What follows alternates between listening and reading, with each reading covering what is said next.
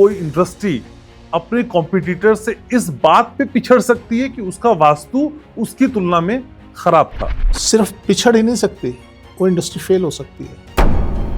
मैंने कहा ये जहाज 2-3-4 साल में डूब जाएगा। किसी फैक्ट्री का जब वास्तु खराब होता है तो उसके उत्पादन पे असर पड़ता है। आपकी प्रोडक्शन को डैमेज करेगा, आपकी जो लेबर है धीरे धीरे वो डैमेज होनी शुरू होगी। मशीनों की स्थिति भी उतनी ही इम्पोर्टेंट है जितनी कि उस फैक्ट्री की बिल्डिंग की। उसको समझने के बाद हम सीक्वेंस बनाते हैं कि किस मशीन को कैसे कहाँ सेट करना है। उसके बाद हम गारंटी देते हैं कि यह फैक्ट्री पीछे मुड़ के नहीं देखेगी। कौन सी बड़ी वजह से कॉन्फ्लिक्ट होता है किसी भी फैक्ट्री में? आपके साउथ में एक मशीन बंद पड़ी होगी, अगर फैक्ट्री आपकी दक्षिण मुखी है तो आपको परेशानियों का सामना कम करना पड़ेगा। फैक्ट्री का मुख्य द्वार भी क्या उतना ही इम्पोर्टेंट है? साउथ क्या करता है, साउथ आपके यहाँ फुटफॉल बढ़ाता है।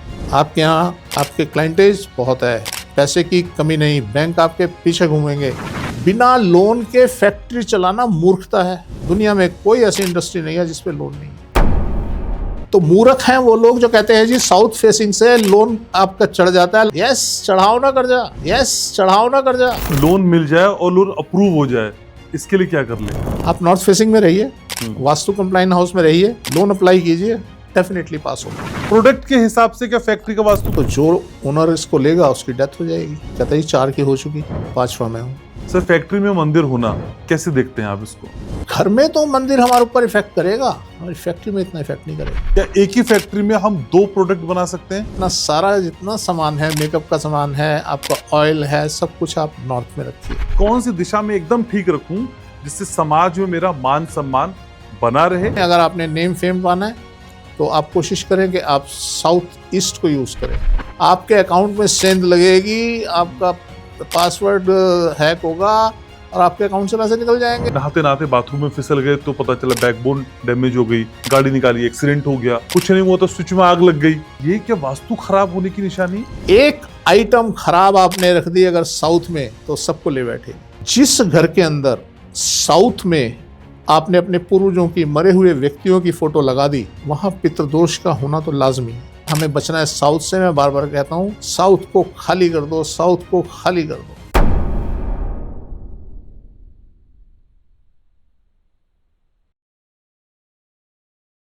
हर दिशा की एक भाषा होती है, हर कोने की एक ऊर्जा होती है। घर की छत, दीवार, घर का सामान आपके भाग्य को आकार देता है और कुछ कुछ सवाल भी करता है। अब ये आपको तय करना है कि वो सवाल आप सुन पा रहे हैं या नहीं। अगर नहीं सुन पा रहे हैं तो उन सवालों को सुनने की मदद हम करते हैं। हम कौन हैं? हम है वास्तु ग्लोबल। वास्तु ग्लोबल का ये शानदार पॉडकास्ट आपका फिर से तहे दिल से स्वागत करता है। मैं आपके साथ हूं घनश्याम और आज आपके सारे सवालों को सुनने की कोशिश करेंगे और जीवन को आकार देने की मैंने बात की ना, उस आकार को और विहंगम और खूबसूरत और अलहदा और भीड़ में जुदा करने का काम करते हैं वास्तु ग्लोबल के फाउंडर और world famous vastu expert doctor Mahesh Gupta. Doctor Mahesh, कैसे हैं आप? बढ़िया जी। कैसे सुन लेते हैं सर सारी आवाजें आप, ये बताइए ना मुझको।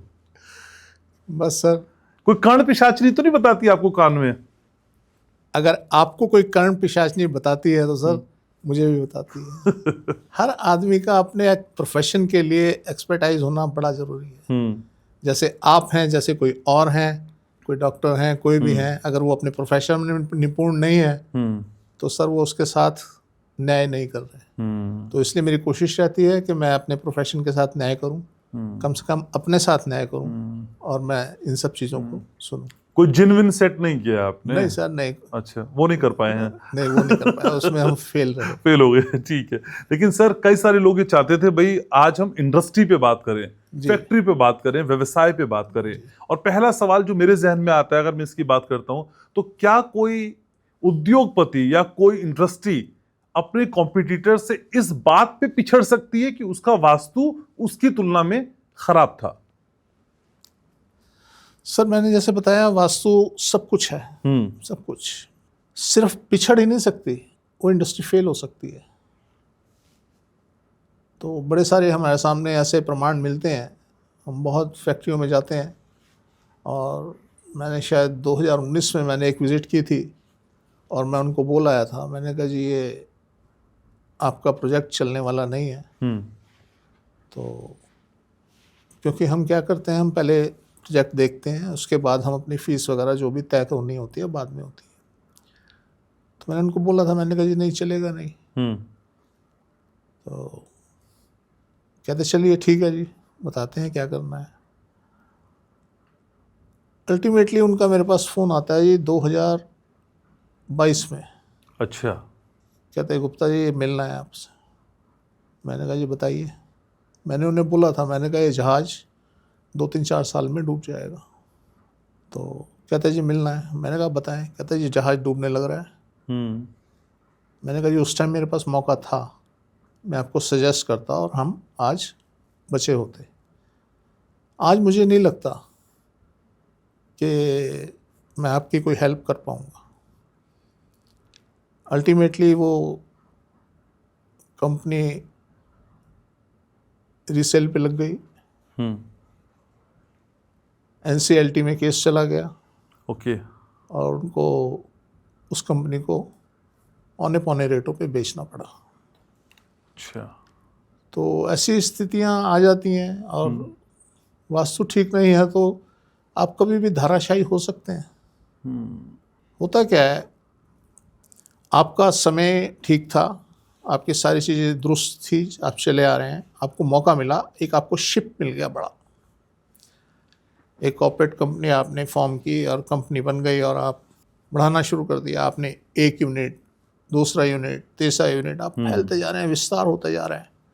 तो उसकी कल्पना आप ऐसे कीजिए, आपको एक शिप मिला और शिप के अंदर आपने एक जगह से एक सामान लिया, रख लिया, दूसरी जगह से दूसरा सामान लिया, रख लिया, तीसरी जगह से तीसरा सामान लिया, रख लिया, आप भरते जा रहे हैं। और एक अवस्था ऐसी आई कि आपका शिप डावाडोल होने लग गया। क्यों? आपने किसी एक्सपर्ट से ये नहीं पूछा कि भैया जो सामान रख रहा हूँ मुझे इसकी क्या तरकीब होती है, मुझे किस स्थिति से इसको सजाना चाहिए। आपने उसको डिसबैलेंस कर दिया और वो अल्टीमेटली क्या हुआ, जहाज़ डूबने लगा। और एक टाइम ऐसा आया आप संभाल नहीं पाए तो जहाज़ डूब गया। उसमें अब दो चीज़ें होती हैं, उस डूबते जहाज़ में से आप कुछ बचा पाए, निकाल पाए या नहीं निकाल पाए, या उसके साथ आप भी डूब गए। बड़ी सारी स्थितियाँ आई। कई बात ऐसी स्थितियाँ आ जाती हैं कि पूरे परिवार को फिर जेल जाना पड़ जाता है, और बड़ी सारी चीज़ें होती हैं, लोन्स होते हैं उनके ऊपर बैंकों के, वो ले लेके जमा तो करते जाते हैं पर वो संभल नहीं पाता। तो ये वास्तु है। अगर आप शुरू से उसको कंसिडर करें, वास्तु के हिसाब से चलें, तो डेफिनेटली मैं समझता हूँ ऐसी स्थिति कभी नहीं आएगी। ठीक है। और आप पुष्ट दर पुष्ट ये आगे बढ़ती चली जाएगी। तो सर किसी फैक्ट्री का जब वास्तु खराब होता है तो उसके उत्पादन पे असर पड़ता है, या फिर उस कंपनी में या कर्मचारी जो काम कर रहे हैं उनकी मानसिक स्थिति पर भी असर पड़ता है? सर सब पे असर पड़ता है। किसी कंपनी को, किसी फैक्ट्री को चलाने के लिए सबसे पहली शर्त क्या होती है? Cell point. अगर आपके पास सेल बढ़िया है, आप सेल्स में प्रवीण हैं, आपके पास अच्छा क्लाइंट बेस है, आप विनर हैं। ओके। और खराब वास्तु क्या करता है? सबसे पहला काम क्या करेगा? आपकी प्रोडक्शन को डैमेज करेगा। प्रोडक्शन डैमेज होगी, आपका जो स्टाफ है, आपकी जो लेबर है, धीरे धीरे वो डैमेज होनी शुरू होगी, वो आपको छोड़ के जाना शुरू कर देगी, और आपका जो क्वालिटी है वो आपकी ख़राब होगी, और अल्टीमेटली क्या होगा? आपका जो क्लाइंट बेस है उस पर असर पड़ेगा। और जिस दिन उस पर असर पड़ गया, आपकी कंपनी बंद है, आप रोके से नहीं रुक सकते। अब एरर कहाँ था? एरर तो आपकी लैंड में था। जिसने 5 साल, 10 साल, 15 साल के बाद मुंह खोला, अब उसने मुंह तब क्यों नहीं खोला? अब क्यों खोला? अब आपका टाइम डाउन आ गया इसलिए खोला। आपका टाइम बढ़िया था तो सब चुप बैठे थे, जैसे ही टाइम खराब आया तो शुरू हो जाते हैं। मैं एक बार गाड़ी चला रहा था तो ड्राइविंग सीट पे था, एक शहद की मक्खी आई और आके मेरे चेहरे पे काट गई। गाड़ी चल रही है, मैं बैठा हूँ, शीशा खुला है, मक्खी आई और चेहरे पे काट गई। मैंने उस टाइम तो चाबी रगड़ के जो भी करना था कर लिया। क्योंकि आदमी जिस प्रोफेशन से या जिस तरीके की सोच से चल रहा होता है ना, उसका दिमाग वहीं जाता है। मैंने कहा यार ये मक्खी मुझे क्यों काटी, नहीं तो मेरी अवस्था ऐसी रही। मैं बचपन में सांप वहाँ पर कर लेता था, जेब में डाल लिए, ये कर लिया, वो कर लिया। तो दो ही चीज़ें थी, या तो मुझे नॉलेज नहीं थी कि काटने वाला है या नहीं है, या मुझे मिला नहीं काटने वाला।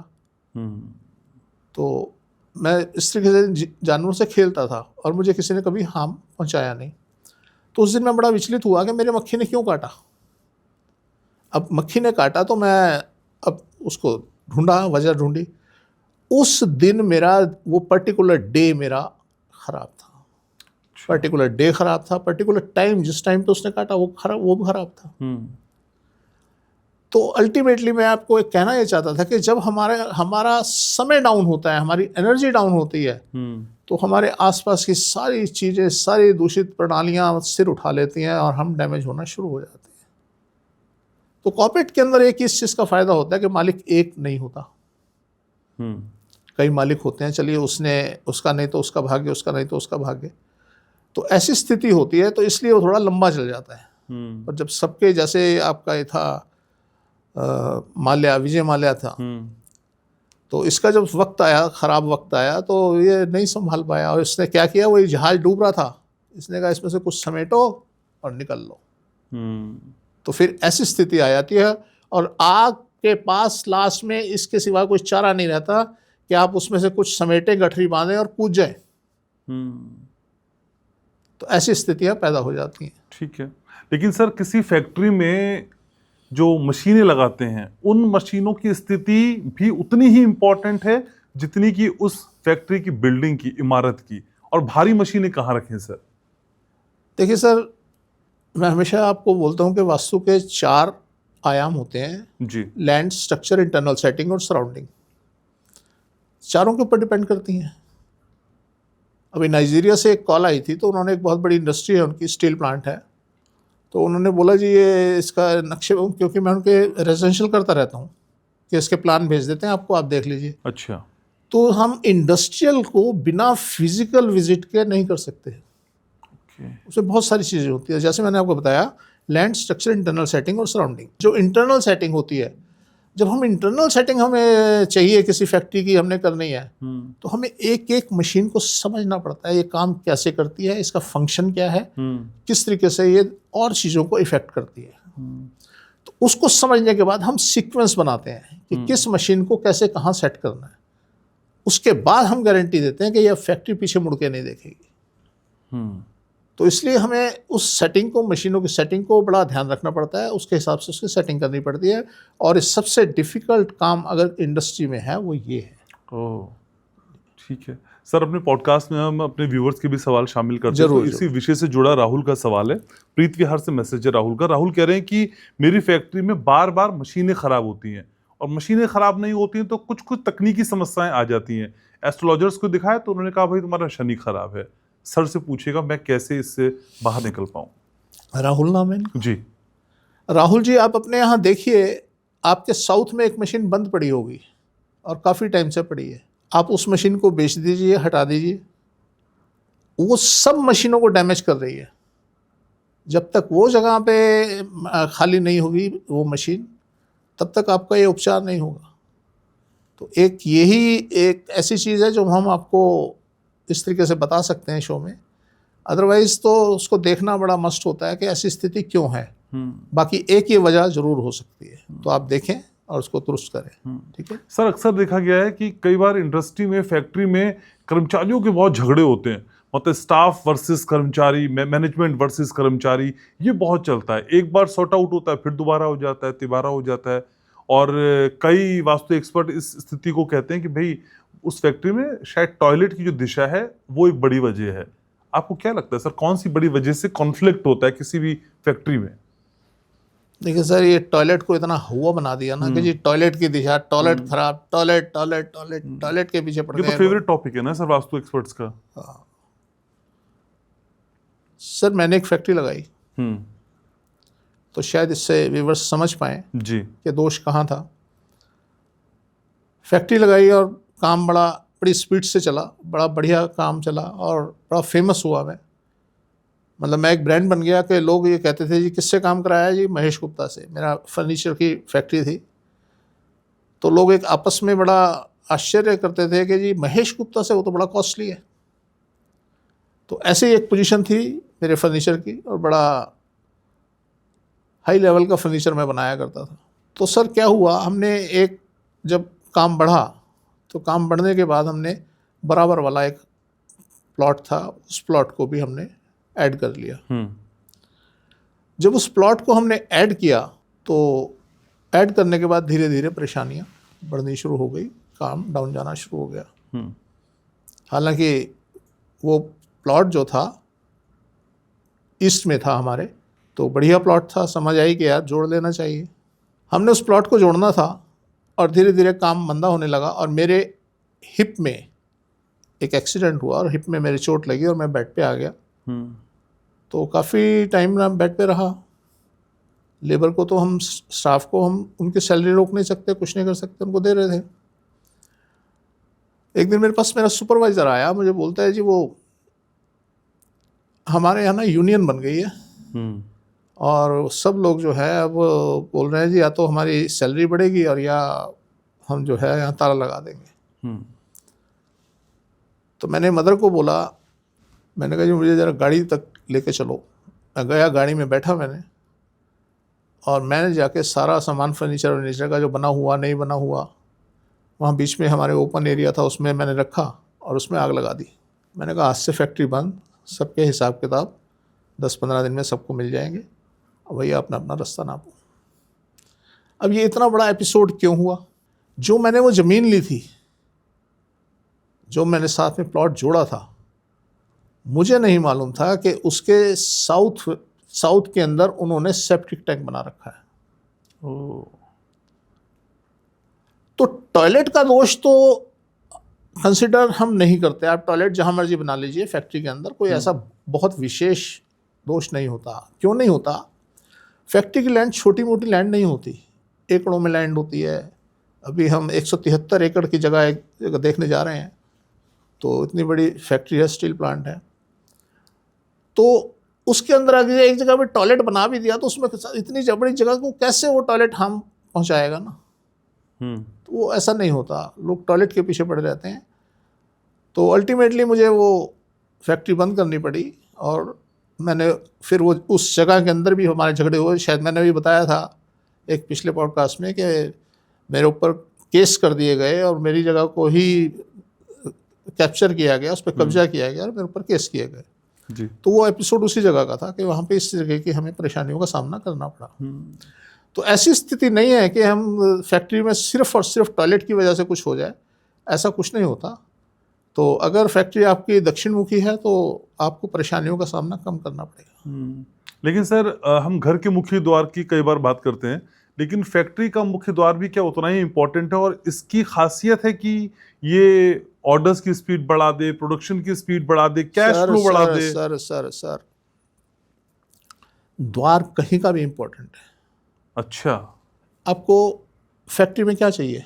प्रोडक्शन ज्यादा हो? नहीं, आपको फैक्ट्री में चाहिए, सबसे पहले मैंने बताया सेल्स। आपको क्लाइंट्स चाहिए, क्लाइंट बेस आपका बढ़िया होना चाहिए, सब कुछ बढ़िया है। फिर आपके पास कोई क्लाइंट ही नहीं है, कोई बेचने के लिए बंदा ही नहीं है, किसको बेचोगे आप? बना लो ना फैक्ट्री, लगा लो। अब साउथ क्या करता है? साउथ आपके यहाँ फुटफॉल बढ़ाता है। अच्छा, आपका चाहे घर हो, आपका चाहे फैक्ट्री हो, आपका चाहे ऑफिस हो, उसका काम है बढ़ाना, खींचना, अपनी तरफ खींचना। मैंने आपको तिजोरी का डोर साउथ की तरफ करने के लिए बोला है, उसका काम है खींचना। यस, आपकी फैक्ट्री का अगर डोर साउथ सदर्न जोन में है, सर आपको परेशानी नहीं है, बनिस्बत कि आपने इंटरनल सेटिंग ठीक की हो। आपके यहाँ आपके क्लाइंटेज बहुत है, पैसे की कमी नहीं, बैंक आपके पीछे घूमेंगे। अभी मैं सुन रहा था, कभी मैंने सुना था कि जी जिसके साउथ में एंट्रेंस है, उसके यहाँ लोन चढ़ जाएगा। आज बिना लोन के एक छोटा सा ग्राइंडर वाला भी अपना काम नहीं चला सकता, उसको भी लोन चाहिए। और एक मजे की बात, बिना लोन के फैक्ट्री चलाना मूर्खता है, लोन होना ही चाहिए। उनके पास अनुभव नहीं है सर, जो मर्जी बोलते रहें। मुझे मालूम है फैक्ट्रियों में लोन क्यों लिया जाता है, फैक्ट्री कैसे चलाई जाती है, मुझे मालूम है। मैंने सब कुछ करके देखा हुआ है। तो बिना लोन के जो फैक्ट्री या तो है ही नहीं, दुनिया में नहीं है, कहीं की बात नहीं कर रहा मैं, पूरी दुनिया में कोई फैक्ट्री ऐसी नहीं मिलेगी, कोई इंडस्ट्री ऐसी नहीं मिलेगी। 1% कहीं कोई ऐसा कोई हो तो मैं कह नहीं सकता, अदरवाइज दुनिया में कोई ऐसी इंडस्ट्री नहीं है जिस पे लोन नहीं है। और बिना लोन के चलानी भी नहीं चाहिए। हमें पता नहीं होता किस टाइम हमें फंड्स की कैसी ज़रूरत पड़ जाए। ठीक बात है। तो हमें अपने सारे रास्ते खोल के रखने चाहिए। हमें जब जितना पैसा चाहिए हो, आपके पास अपॉर्चुनिटी आई, आपके पास पैसा नहीं है, आप क्या करेंगे? बैठे हाथ मल के देखते रहेंगे ना, लोन होने में टाइम लगेगा। अगर आपके पास फंड्स की लाइन, जैसे मैंने बोला था कि फेरूल लगा दो पानी आएगा, अगर आपके पास फंड्स की लाइन बनी हुई है ना, आप बैंक में फ़ोन करेंगे, मैंने देखो मेरी लिमिट बढ़ा दे भाई, बढ़ गई ना, 2-3 दिन का आपको लेटर आ जाएगा, आप लिमिट बढ़ गई, आप काम करो। तो मूर्ख हैं वो लोग जो कहते हैं जी साउथ फेसिंग से लोन आपका चढ़ जाता है, आपके ऊपर कर्जा चढ़ जाता है। यस, चढ़ाओ ना कर्जा यार। मेरे को ग्रोथ चाहिए, मेरे को 1 फैक्ट्री, 2 फैक्ट्री, 3 फैक्ट्री, 4 फैक्ट्री, मेरे को ग्रोथ चाहिए ना। हाँ, उसकी इंटरनल सेटिंग बड़ी मायने रखती है। अगर वो आपने गलत कर दी, फिर तो चाहे कोई सी भी फेसिंग हो, डूबना तय है। तो इसलिए क्योंकि ये मशीनरी है, इनका एक अपना कॉन्सेप्ट होता है, इनको उस हिसाब से हमें मैनेज करना पड़ता है। ठीक है, लेकिन सर लोन मिल जाए और लोन अप्रूव हो जाए, इसके लिए क्या कर लें? कुछ नहीं करना सर। अगर आपकी साउथ फेसिंग फैक्ट्री है, कुछ नहीं करना आपने। बैंक पीछे घूमेगा, गारंटी है मेरी, बैंक पीछे घूमेगा आपके। और सर किसी को घर के लिए लोन लेना, वो क्या करे? तो नॉर्थ फेसिंग में रहें। नॉर्थ फेसिंग में रहें? हाँ। अच्छा, आप नॉर्थ फेसिंग में रहिए, वास्तु कंप्लाइंट हाउस में रहिए, लोन अप्लाई कीजिए, डेफिनेटली पास होगा। ठीक है सर, फैक्ट्री पे लौटते हैं। सर किसी भी फैक्ट्री का वास्तु क्या एक सा हो सकता है? यानी मैं एक फैक्ट्री खोल रहा हूँ, उसका वास्तु भी, दूसरी खोल रहा हूँ, उसका भी, या फिर मुझे ये देखना होगा कि भाई एक फैक्ट्री मैं माना बॉयलर वाली है या कुछ आग से जुड़ी हुई है, तो उसका वास्तु अलग होगा। गारमेंट्स के लिए अगर मैं खोल रहा हूँ, क्या उसके लिए अलग होगा? प्रोडक्ट के हिसाब से क्या फैक्ट्री का वास्तु तय होगा? एक तो प्रोडक्ट, हाँ, एक जगह, ओके, आप किस जगह पे ले रहे हैं, आपके घर से उसका कॉम्बिनेशन क्या है, इस सब बातों पे फैक्ट्री का वास्तु डिपेंड करता है। आप कहाँ ले रहे हैं, कैसे ले रहे हैं, कि उसका लंबाई चौड़ाई क्या है, उन सब बातों पे फैक्ट्री का वास्तु डिपेंड करता है। तो ऐसा नहीं कि सबकी फैक्ट्रियाँ एक ही उससे रूल से चलेंगी, ऐसा कुछ नहीं।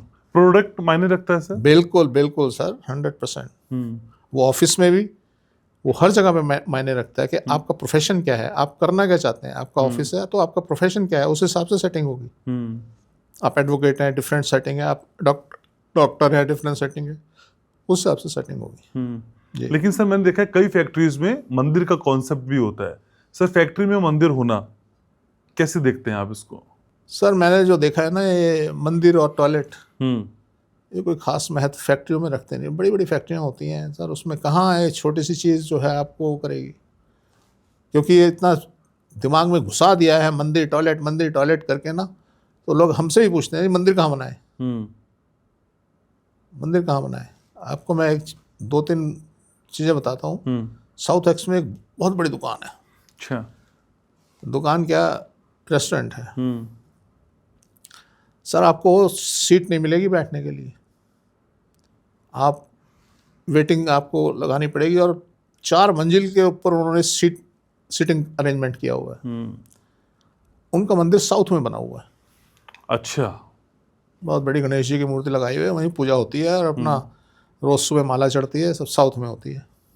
तो सर कहाँ गया कॉन्सेप्ट कि नॉर्थ में मंदिर बनाओ, ये करो वो करो। वहाँ एरिया इतना बड़ा होता है कि आपके पास वो इम्पैक्ट ही नहीं आता। आपके पास उस एरिया के हिसाब से उसका कितना पार्ट आपने मंदिर में कंज्यूम किया, आपने उसका मेरे ख्याल से 2%, 3% का हिस्सा उसमें यूज़ किया, उसका इतना इम्पैक्ट नहीं आता। आपका घर होता है छोटा, 1 room, 2 room, 3 room, 4 room, 5 room, bedroom, 200 गज, 300 गज, उसमें समझ आती है मंदिर की अपनी अहमियत है। फिर हम जब कमर्शियल की बात करते हैं, हम फैक्ट्री की बात करते हैं, हम उसमें सोते नहीं। हम सोते हैं घर में। घर में तो मंदिर हमारे ऊपर इफेक्ट करेगा, हमारी फैक्ट्री में इतना इफेक्ट नहीं करेगा। मैं एक फैक्ट्री की मैंने, तो मैं उस टाइम गुड़गांव था, मेरे पास फ़ोन आया, गुप्ता जी आपकी बड़ी सख्त ज़रूरत है। मैंने कहा बताओ क्या। कहता जी मैंने एक फैक्ट्री ले ली, फरीदाबाद में हूँ, आप अभी आओ। मैंने कहा यार ऐसे कैसे होगा, अभी आऊँ, मैं अभी ऑलरेडी साइड पे हूँ। खैर उन्होंने मुझे, मेरे बड़े अजीज़ थे, उन्होंने कहा जी आप किसी भी तरीके से आओ। मैं पहुँचा। ये मैं आपको मंदिर का कॉन्सेप्ट बता रहा हूँ। जी जी। जब मैं वहाँ पहुँचा तो मैंने फैक्ट्री देखी, मैंने कहा जी आपने मुझे बिना दिखाए क्यों ली। कहता जी आप थे मेरे पास इसलिए मैंने ले ली। मैंने कहा जी यहाँ तो जो ओनर इसको लेगा उसकी डेथ हो जाएगी। अच्छा। कहता जी 4 की हो चुकी, 5वां मैं हूँ, मैंने ले ली। तो वो ना कुछ हरियाणा इंडस्ट्रियल कॉरपोरेशन के ना, वो जो प्रोजेक्ट उनके फेल हो जाते हैं वो कुछ सस्ते में बेच देते हैं, तो उनको मिल गई। मैं चलिए सोचते हैं। मैंने जी फैक्ट्री देखी, उनको जो जो एरर थे मैंने उसको ठीक करने के लिए बताए। ठीक है। एक वहाँ मजार बनी हुई थी बिल्कुल गेट के पास। मैंने कहा जी ये हटानी पड़ेगी। देखिए क्या होता है, कुछ लोग दरवाजे पे घोड़े की नाल लगा देते हैं, कुछ लोग मजार बना दी उन्होंने वहाँ फैक्ट्री के गेट पे। क्या होता है, जो इस प्रोफेशन से रिलेटेड लोग होते हैं ना, वो जाते ही समझ जाते हैं कि ये दुखी है। कुछ आला बना देते हैं कि उसमें दिया जलता रहता है, तो हम देख के समझ जाते हैं कि दुखी है ये। और फिर हर आदमी उसको अपने हिसाब से हैंडल करता है और वो इमोशनली हैंडल होते चले जाते हैं। अब क्या था, वहाँ पे मजार थी, तो क्योंकि मेरे वो पुराने क्लाइंट थे, सब था, तो हमारे फीस वीस का कोई मैटर इशू था ही नहीं। हमने खैर बातचीत की, तो मैंने बोला जी ये मजार हटवा दो यहाँ से, क्यों बना रखी है। कहते नहीं गुप्ता जी यहाँ तो दिया जलाते हैं, यहाँ कोई चादर वाला रात को घूमता है, कोई प्रेतात्मा है, उसकी मजार हमने यहाँ बना दी। मैंने कहा ऐसा बकवासबाजी है, कोई चादर वादर वाला नहीं है, आपकी लेबर आपका मूर्ख बना रही है। कहते नहीं जी ऐसा होता है, कईयों ने देखा। मैंने कहा अब इसको तोड़वाओ, उस चादर वाले को मैं संभाल लूँगा। तो वो मजार तोड़वाई गई, हटाई मजार, आला वाला सब वहाँ से हटा के वो दिया जलाना बंद किया गया। अब रात को लेबर का फ़ोन आता है उनके पास कि जी यहाँ तो कोई वो सफ़ेद चादर वाला उड़ रहा है। मुझे फ़ोन आया कि जी वो ऐसे ऐसे स्थिति है। मैंने कहा कल का इंतज़ाम कराओ मेरा, मैं वहाँ सोऊंगा। मैं गया वहाँ पे और अगले दिन मेरे हॉल, ये जो डाइंग की फैक्ट्रियाँ होती हैं ना जी, ये आप समझ लो शिप के नीचे जैसे पाइप जा रहे होते हैं ना, ऐसी होती है। मतलब इतनी खतरनाक पोजीशन देख के यार डर लगता है। मोटे मोटे ह्यूज पाइप चारों तरफ चल रहे होते हैं, बॉयलर में जा रहे होते हैं, बॉयलर से गर्म पानी जाता है, वो गर्म पानी डिफरेंट उसमें सेक्शन में जाता है। तो कुछ ऐसी स्थिति थी। खैर मैंने हॉल में उनको बोला, मैंने कहा जी मेरी यहाँ चारपाई बिछा दो। बिछाई गई जी।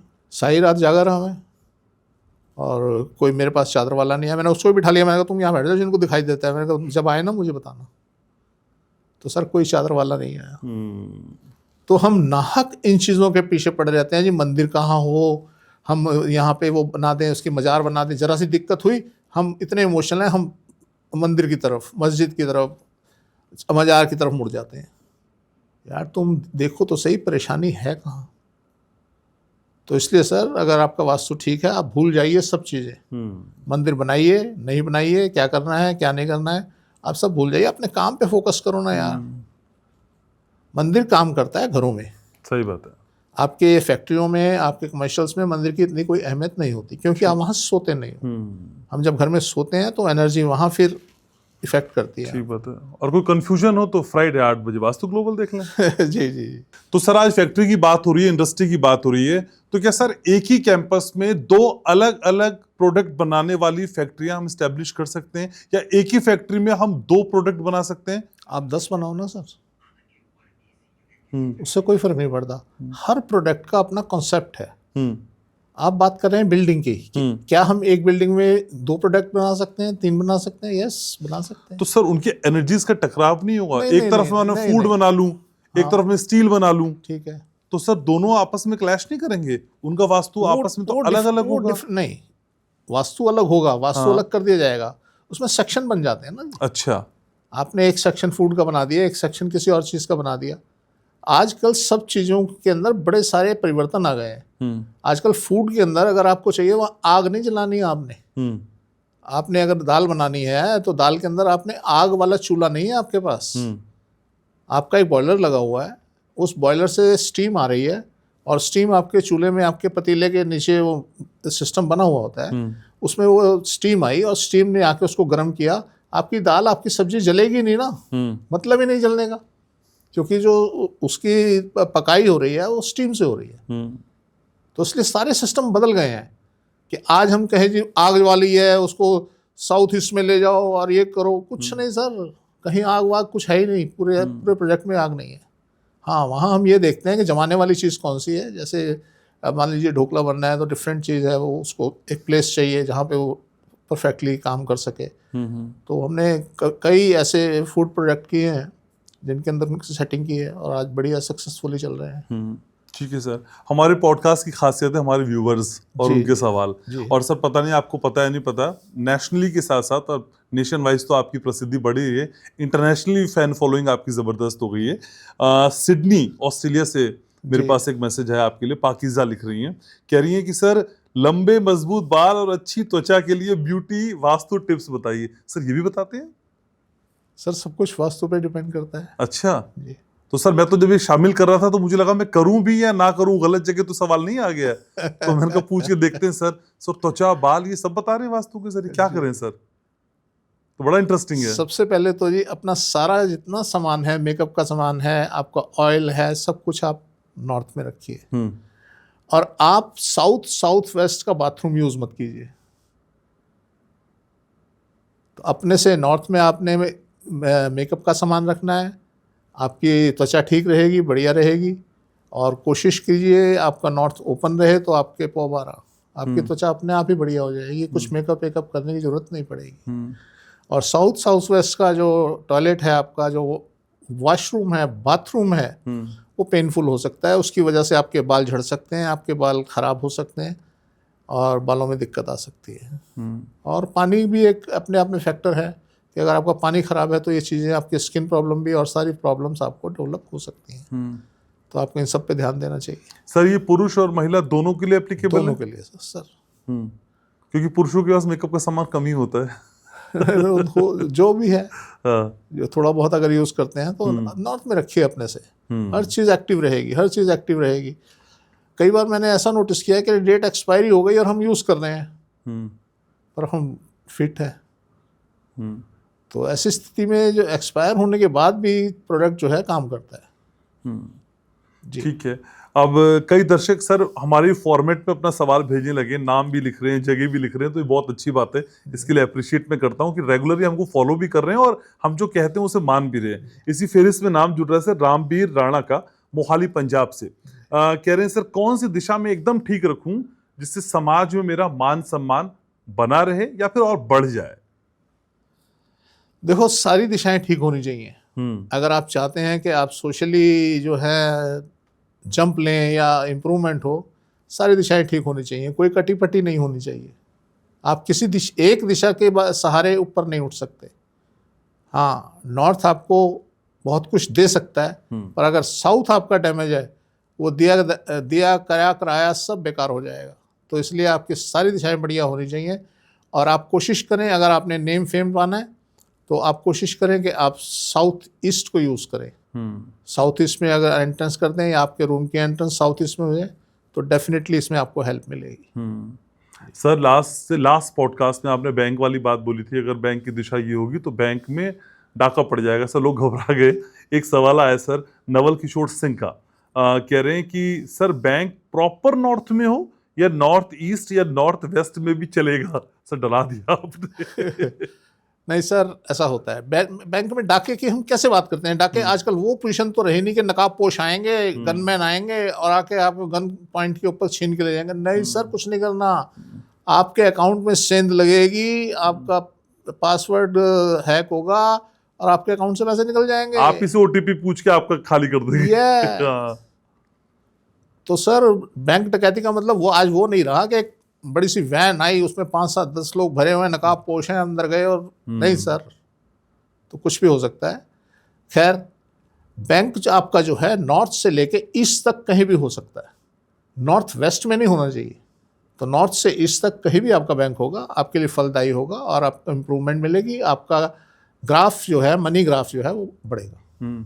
सर आप तो ऐसी ऐसी बातें लाते हैं ना, कभी घड़ा ले आते हैं, कभी बैंक ले आते हैं। अब बैंक वाले अगला सवाल भी है असल में, तो मैं काफी मतलब सोच भी रहा था भी बड़े अंदर तक तीर चला गया बैंक के नाम पे सर, गाड़ी नहीं कमाई है सर। सर आप समझे नहीं सर, मैं भुक्तभोगी हूँ।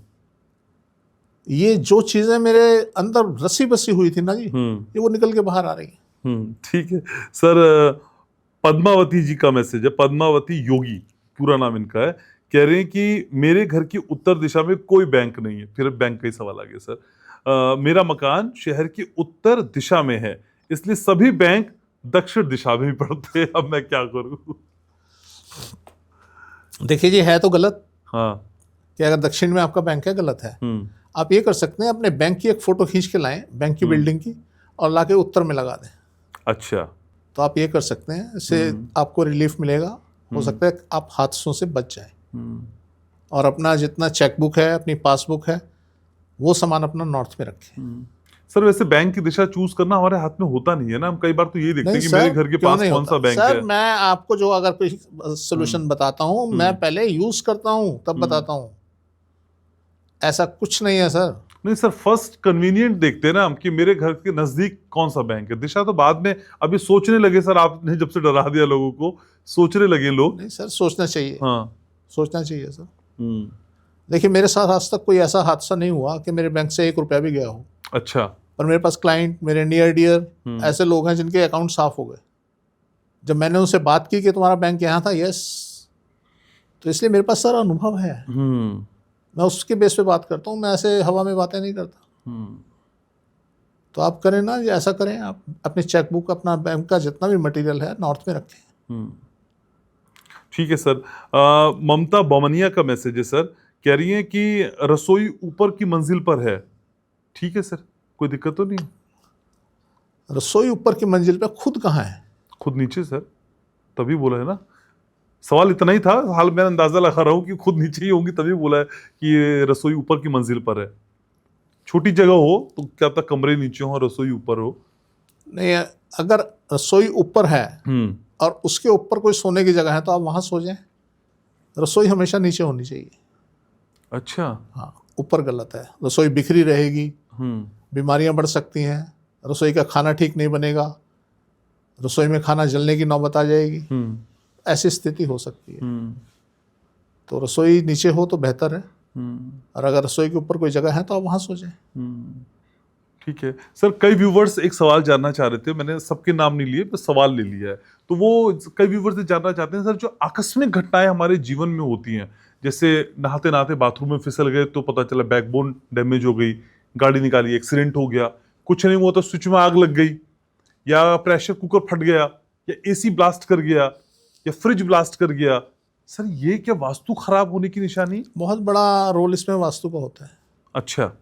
आप एक चीज़ नोटिस करेंगे, आपने बहुत सुनी होंगी ये बातें कि बाथरूम में गए और वो हमारे पिताजी या दादाजी, और वहाँ पे वो गिरे और डेथ हो गई। बड़े हादसे सुने होंगे। सबसे पहले तो वो बाथरूम जो होता है वो साउथ वेस्ट में होता है। अच्छा। और एक बड़ा कारण वो माना जा सकता है। वहाँ क्या होता है, साउथ वेस्ट में क्या होता है, आदमी अपनी पेशेंस खो देता है।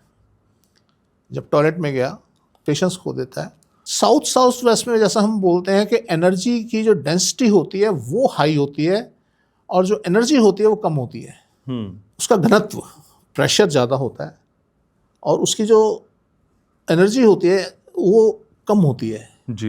इसको मैं कैसे इंटरप्रेट करूं कि आप जब, जैसे आज बरसात का मौसम है, आप जब आज बाहर जाएंगे तो आप नोटिस करेंगे आप सांस लेने में आपको दिक्कत नहीं हो रही है, बड़ा कंफर्ट फील करेंगे।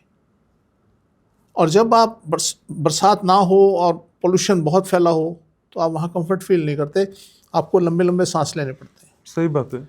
इसी तरीके से जो साउथ का बाथरूम होता है, उस बाथरूम के अंदर आप ऐसे समझ लीजिए, हम भाषा चेंज कर रहे हैं, वहाँ हवा कम होती है।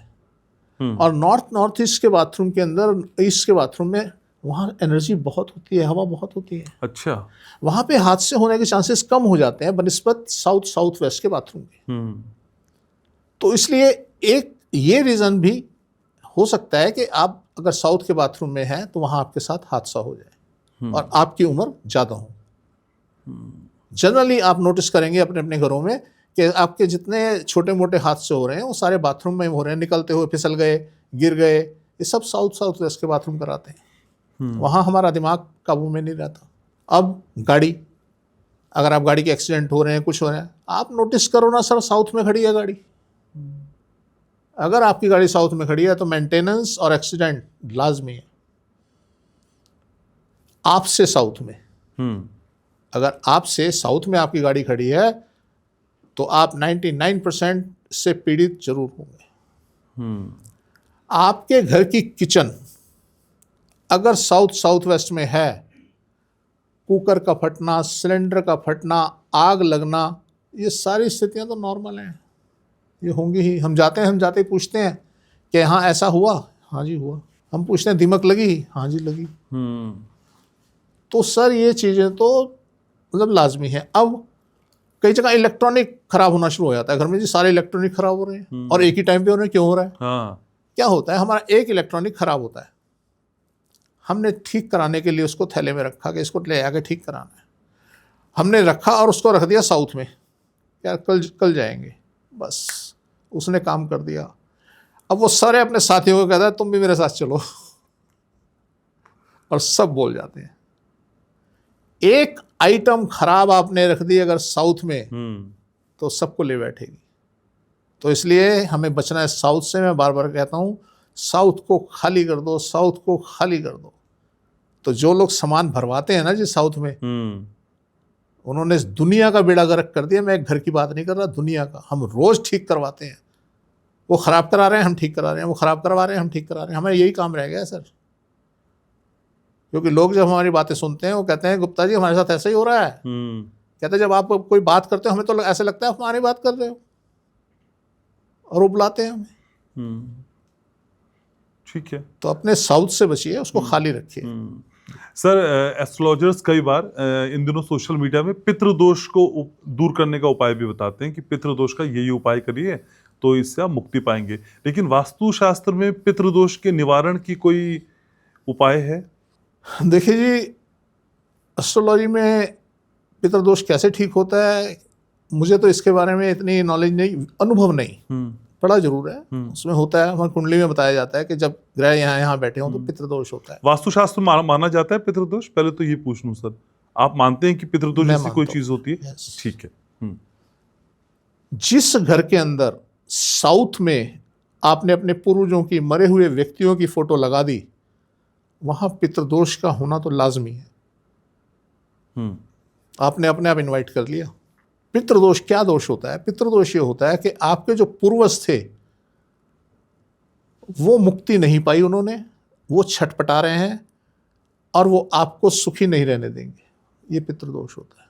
अब ये आपने क्या किया, उनको साउथ में रख के क्या किया, आपने उनको बांध दिया कि लो भाई तुम तो यहाँ टिके रहो। और कुछ दिन बाद, कुछ सालों के बाद आप देखेंगे कई सारी तस्वीरें साउथ में लग गई।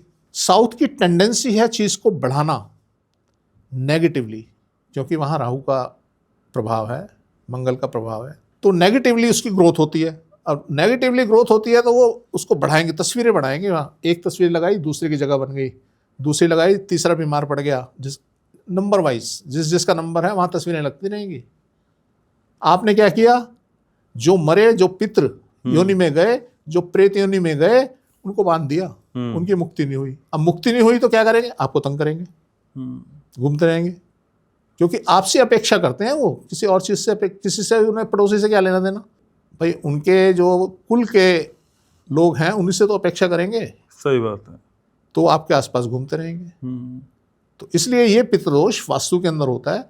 जिसने अपनी फोटो, उनकी फोटो साउथ में लगा दी, हो ही नहीं सकता कि उनके यहाँ पितृदोष ना हो।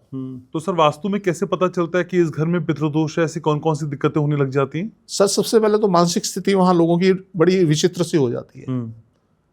सोचा नहीं जाता, कुछ डिसीजन पावर नहीं ले पाते, कोई डिसीजन नहीं ले पाते, वो बड़ी पावर बड़ी वीक हो जाती है। और सारी चीज़ों में देरी, बहुत मेहनत करने के बाद भी चीज़ का ना मिलना, तो ऐसी चीज़ें पितृदोष में आ जाती हैं। बच्चा ना होना, औलाद ना होना, सुख ना भोगना, ये सारी चीज़ें आती हैं। ठीक है सर। एक व्यूवर है हमारे साथ, मोहिनी लोहान, कह रही हैं कि मेरी बेटी कनाडा में रहती है और कनाडा में उसके घर के नीचे बेसमेंट है। आप भी कई बार जिक्र करते हैं, क्या करें सर, परेशान नहीं है। देखो जी, ये तो स्थिति देखने से पता लगेगा कि उनके बेसमेंट किस किस डायरेक्शन में है, क्योंकि वो पूरे घर में तो रहती नहीं, घर के एक कॉर्नर में कहीं भी रहती होंगी, एक पार्ट में रहती होंगी। जब एक पार्ट में रहती हैं तो वो पार्ट उस बेसमेंट के किस डायरेक्शन में आता है ये मैटर करता है। अगर बेसमेंट पूरे घर में है तो ऐसा नहीं कि सब कॉर्नर जो है खराब है, उसमें एक कॉर्नर बड़ा बढ़िया होता है। अगर पूरे घर में बेसमेंट है, बहुत बढ़िया कॉर्नर होता है, वो होता है साउथ साउथ वेस्ट का। अगर वहाँ पे रूम है तो बेटी को कोई दिक्कत नहीं होगी। पर सर अगर कोई पॉडकास्ट के कमेंट सेक्शन में लिख रहा है तो इसका मतलब दिक्कत में तो वो है। अगर दिक्कत में है तो वहाँ रूम नहीं है, रूम कहीं और है। अब एक और चीज़, वहाँ क्या होता है, लाइन से घर बने हुए हैं, सब में बेसमेंट है। चलिए हम अपने घर की तो बात कर लेंगे जी, हमारे घर में बेसमेंट है, हम कोई उपाय कर लेंगे। हम पड़ोसी की बेसमेंट का क्या करेंगे, वो भी आपके लिए हार्मफुल हो सकती है। ये कनाडा के अंदर ये बड़ी जनरल प्रॉब्लम है वहाँ बेसमेंट की, और वहाँ लोग बड़ी तकलीफ में रहते हैं। सबसे पहले तो वो डिप्रेशन में चले जाते हैं। अच्छा। उनको पता ही नहीं चलता, 15-15 साल से रह रहे हैं वहाँ। सिर्फ क्या है, एक चीज़ की अधिकता है वहाँ पे, आपको फाइनेंशियल की प्रॉब्लम इतनी नहीं होती, आपको गवर्नमेंट देती है, आपका खर्चा सब दे देती है, लोग फ्री हो जाते हैं, काम वाम नहीं करते, फिर भी ज़िंदगी जी रहे हैं। तो मैं बड़ा अचंभित हूँ यार, कैसी लाइफ जी रहे हैं। कहते हैं जी गवर्नमेंट देती है। उसके बाद वो ड्रग्स में चले जाते हैं, उसके बाद और सब चीज़ें होती हैं। तो वहाँ लाइफ बड़ी डिफरेंट लाइफ है वहाँ पे। तो अगर वो वहाँ हैं कुछ ऐसे हाउस जहाँ बेसमेंट नहीं है, तो अगर वो मूव कर जाए तो बेहतर है। ठीक है सर। इसी फेरिस्त में एक दर्शक हैं सर, प्रोवस सामंता, कह रहे हैं कि सर घर का आंगन को लेके कंफ्यूजन है कि घर के आंगन को लेके जो दिशा है वो क्या होनी चाहिए। आंगन तो उसे बोला जाता है जो बीच में हो, सेंटर में हो, उसे आंगन बोला जाता है। अब ये किस आंगन की बात कर रहे हैं वो समझ नहीं आ रही। सर घर के पहले जो छूटा हुआ था उसे क्या बोलते हैं, जो घर के पहले स्पेस होता है वो भी आंगन होता है या कुछ और कहते हैं? वो कुछ और है। तो सर अगर घर के बीच में आंगन है जिसका जिक्र आप कर रहे हैं, उसकी दिशा अगर ये जानना चाह रहे हो, वो तो सेंटर है, उसमें दिशा कैसे होगी? हमारे यहाँ जब किसी हम प्लॉट को या घर को हमें बांटना होता है तो उसके 5 हिस्से करते हैं हम। अच्छा। 4 हिस्से तो 4 कॉर्नर हो गए, एक बीच का हिस्सा होता है जिसे हम ब्रह्म स्थान बोलते हैं। तो अगर वहाँ आंगन है तो वहाँ को तो कोई दिक्कत है ही ना। तो अगर वहाँ पे है तो वहाँ कोई ऐसी दिक्कत। लेकिन सर घर की एंट्री से पहले जो आगे की जगह छूट जाती है या छोड़ी जाती है वो ठीक रहती है सर? हाँ, छोड़नी चाहिए। छोड़नी चाहिए। क्या फर्क आता है सर उससे, क्या फायदा रहता है? क्या फ़ायदा रहता है, अब ये भी डिपेंड करता है दिशा पे, डायरेक्शन पे। अगर साउथ में आपने आगे की जगह छोड़ दी तो हार्मफुल। अच्छा। वेस्ट में छोड़ दी तो थोड़ी हार्मफुल, ईस्ट में छोड़ दी बहुत बढ़िया, नॉर्थ में छोड़ दी तो बहुत ही बढ़िया। तो ये फ़र्क रहता है। नॉर्थ तो फेवरेट है आपका। मेरा फेवरेट नहीं सर, वास्तुशास्त्र का फेवरेट है। 50 से 55 मिनट के पॉडकास्ट में हम 100-150 बार तो नॉर्थ बोलते हैं सर। गजब की चीज़ है। सर एक दर्शक है हमारे साथ, सुरेंद्र सिंह, और ये कह रहे हैं कि सर मैंने नया घर बनाना शुरू कर दिया है तो आपकी कंसल्टेंसी थोड़ी चाहिए। कह रहे हैं कि जो प्लॉट है मेरा वो उत्तर पश्चिम दिशा की ओर है, मेन गेट कहाँ बना लूं सर? सर ये कहानी समझ नहीं आई। देखिए दिशाओं की जब हम बात करते हैं, मैंने बताया 2 बिंदु होते हैं। हम दिशाओं की जब बात करते हैं 2 बिंदु होते हैं। इन्होंने कहा जी उत्तर पश्चिम दिशा की ओर है। अब उत्तर पश्चिम दिशा किससे किससे? या तो ये कहते हैं जी मेरा प्लॉट है और मैं घर उस प्लॉट के उत्तर पश्चिम में अपना घर बनाना चाहता हूँ, तब समझ आती थी। अब उत्तर पश्चिम दिशा की ओर है, ये तो मतलब सवाल ही नहीं हुआ ना जी। कैसे कंसिडर करें, कैसे क्या बताएं? तो अगली बार मंगा लें सवाल थोड़ा विस्तृत। ठीक है, तो सुरेंद्र जी ये सवाल थोड़ा सा आप विस्तृत तौर पे भेजेंगे। हाँ, क्लियर करके भेजें, तो फिर कुछ और क्लैरिटी आ पाएगी। ठीक है सर, लेकिन आजकल का जमाना डिजिटल का है, डिजिटल स्पेस पे भी क्या वास्तु के नियम लागू होते हैं? और जैसे माना मैं ऑनलाइन हूँ तो क्या मेरी ऑनलाइन की ऊर्जा मेरे वास्तु से कनेक्ट हो पाएगी या कुछ रिफ्लेक्शन वहां भी आएगा? सर मैंने बताया हर जगह काम करता है, हर जगह। तो डिफाइन करिए ना सर इसको। पहले आप क्वेश्चन डिफाइन करिए। अच्छा, सर डिजिटली क्या वास्तु की कोई इंपॉर्टेंस है? माना सर जैसे कोई वेबसाइट है, सोशल मीडिया प्रोफाइल है, इसकी एग्जिस्टेंस पे भी वास्तु असर डालता है। और माना इसी साइट पे मैं ऑनलाइन दिखाई दे रहा हूँ, कहीं से भी दिखाई दे रहा हूँ, तो तब क्या वास्तु मुझे असर डालेगा सर? यस, डालेगा। हम्म। आप एक चीज बताइए, हम्म। आज जितने इस नेट को यूज करने वाले लोग हैं जी। वो सारे अमेरिका में क्यों हैं? आप गूगल ले लीजिए, हम्म। आप और भी कोई इस तरीके की फर्म ले लीजिए, ये सारे अमेरिका में क्यों हैं? अमेरिका में क्यों हैं? ये इंडिया में क्यों नहीं है? ये पाकिस्तान में क्यों नहीं है? हम्म। ये चाइना में क्यों नहीं है? हम्म। वहाँ क्यों नहीं है? इन्होंने कैप्चर किया हुआ है पूरे वर्ल्ड को। अच्छा। क्यों? हम्म। हम अमेरिका को मास्टर क्यों मानते हैं, बदमाश क्यों मानते हैं, गुंडा क्यों मानते हैं? उसको क्यों हम मानते हैं कि वो इस अर्थ का बॉस है, सुपर पावर है? क्यों मानते हैं? अमेरिका के पास सबसे बड़ा लैंड बैंक है। हम्म। आज अब अगर नक्शे पे आप देखें, वर्ल्ड के नक्शे में अमेरिका के पास सबसे बड़ा लैंड बैंक है। और वो दोनों हेमिस्फेयर में, नॉर्थ में भी और साउथ हेमिस्फेयर में भी उसकी लैंड है, उसका एरिया है। आज रशिया के पास शायद उससे बड़ा नहीं है, पर रशिया के पास भी बहुत बड़ा लैंड बैंक है। वो भी सुपर पावर है, पर उस लेवल की नहीं है जिसने पूरे विश्व पे कब्जा किया हो। तो सर वास्तु बड़ा डिपेंड करता है कि आप कहाँ हैं, आप कहाँ से काम कर रहे हैं। आज हमारी कैपेसिटी जो है, अगर हम बहुत मेहनत करते हैं, हम बहुत कुछ करते हैं, तो हमारी कैपेसिटी क्या है? हमारी कैपेसिटी ये है कि हम इंडिया में कुछ काम कर लेंगे, थोड़ा बहुत काम अब 10-20% हम बाहर कर लेंगे, ये हमारी कैपेसिटी रह गई। सेम आप यहाँ से उठिए, अमेरिका में जाके बस जाइए, 5-7 साल 10 साल के बाद आपकी जो कैपेसिटी यहाँ पे 10-20% की थी, वो कैपेसिटी आपकी वहाँ पे 100% 200% तक हो जाएगी। एक ऐसा यूट्यूबर है जो यहाँ से मूव कर चुका है और वहाँ जाके और बेटर काम कर रहा है। अच्छा जी। तो इसलिए वास्तु बड़ा डिपेंड करता है इस बात पे कि आप वर्चुअली हैं, पूरे वर्ल्ड में छाए हुए हैं, पर उसमें आपका स्टेटस क्या है, ये आपके वास्तु पे डिपेंड करता है। ओके। ठीक है सर, लेकिन क्या कोई अस्थाई टेम्पररी वास्तु जैसी भी कोई चीज होती है? माना जैसे कहीं यात्रा होती है, वहां टेंट लगा लेते हैं, या एग्जीबिशन में स्टॉल लगा लेते हैं, तो क्या अस्थाई वास्तु जैसी कोई चीज भी एप्लीकेबल होती है? वास्तु तो देखो जी, स्थाई हो या अस्थाई हो, वास्तु वास्तु है। अच्छा। आप छोड़ दीजिए ना, आप बाहर जाइए। आप मेरे पास कई सारे उदाहरण होते थे, तो दिमाग में इस टाइम नहीं आ रहे। एक भिखारी, आपने कार रोकी, एक भिखारी आपके पास आया, उसने आपका शीशा नॉक किया और आपसे कुछ मांगा। अगर वो आपके साउथ से आ रहा है तो 99% चांसेस है आप कुछ दे देंगे। अगर आपके नॉर्थ से आएगा, 99% चांसेस है आप नहीं दोगे। गजब कॉन्सेप्ट है सर आपके, हर विषय पे कॉन्सेप्ट है आपका। सर ये विज्ञान ही ऐसा है। और देखिए, आप यहाँ से दिल्ली से चले चंडीगढ़ के लिए, आपके पास ड्राइवर है, आप पिछली सीट पे बैठे हैं। जब आप दिल्ली से चंडीगढ़ जा रहे हैं, जाते हुए वो आपका बहुत स्मूथ उसका नेचर होगा, बड़ा हेल्पफुल होगा, सब कुछ होगा। अब आप वापसी आ रहे हैं, उसकी नेचर चेंज, बोलने का ढंग चेंज। और पहले उतर के जब जा रहे थे, आप उतर के दरवाज़ा खोल रहा था, और अब बैठा शक्ल देख रहा है पीछे, हाँ जी खोल लो, खोल दिया जी, लॉक खोल दिया।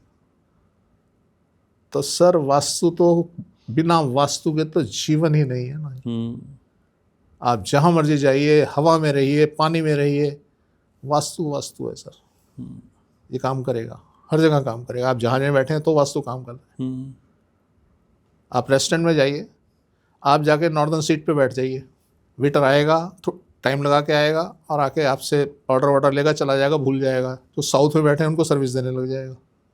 तो सर ये तो मतलब ऐसी चीज़ है, तो अब हमारे तो, क्योंकि हमारा सब्जेक्ट है, हमें और कुछ आता जाता ही नहीं है, तो हमारे तो हर रोम में बसा हुआ है। हम तो एक पल भी इसके बिना रह नहीं सकते। जी तो सर सारी चीजें वश में की जा सकती हैं अगर दिशाओं का ज्ञान हो, जी और ज्ञान पाना है तो फिर शुक्रवार रात 8 बजे जब मिलते हैं मैं और आप जी, अपने जी। तमाम व्यूअर्स के साथ। थैंक यू सर, पॉडकास्ट को यहीं समेटना है, अगली मुलाकात ड्यू है आपसे, तो जरूर, फिर जरूर। मुलाकात होगी जरूर। नई दिशाओं के साथ, नए ज्ञान के साथ और पैसे की गारंटी के साथ भी। जी thank you so much sir. Thank you. तो फिर वास्तु ग्लोबल के शानदार पॉडकास्ट को यहीं वाइंड अप करना है, लेकिन मैं आप बार बार आपसे कहता हूं कि आप अपने सवाल मुझको भेजिए और अपने नाम के साथ, जगह के नाम के साथ भेजेंगे और थोड़ा सा क्लियर भेजेंगे। बड़ा लिख के भेज दीजिए, कोई बात नहीं, मैं समझ पाऊंगा, लेकिन सवाल क्लैरिटी के साथ भेजिए, क्योंकि क्लैरिटी सवालों के साथ जीवन में भी आना जरूरी है। और साथ ही साथ जरूरी है शेयर करना, लाइक करना, सब्सक्राइब करना, और हमेशा याद रखना मैं आपसे बहुत प्यार करता हूं।